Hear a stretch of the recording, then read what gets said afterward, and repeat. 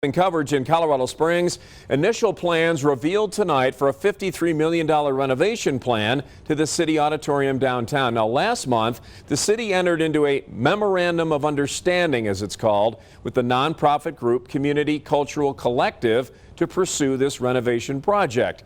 News 5's Andy Cohen is live tonight downtown, where the first of 3 planned community meetings about the project just wrapped up. Andy? Yeah, good evening, Rob. The presentation the public got to hear tonight was from an architectural firm that showed really how they could take this building and bring it into the 21st century while still retaining a lot of its history and charm. It's been nearly 100 years since Colorado Springs City Auditorium first opened. The building was originally built by citizens. This was a citizen-generated idea. And time has taken its toll on the facility. There's no air conditioning, and it's impossible for anyone in a wheelchair to make it up the stairs to these balcony seats.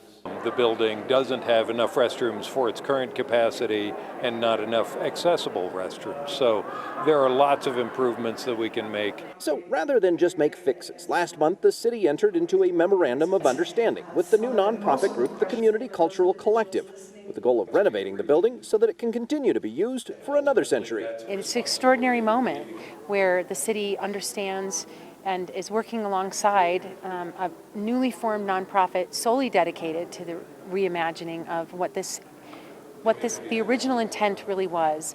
The initial plan would open up the main auditorium space to 3 floors and build an addition on the south side of the building to modernize the stage and acoustics. There would also be smaller spaces around the main stage that could be leased year-round to vendors or performing arts groups. This remodel plan is estimated to cost about $53 million, with money that would be raised privately.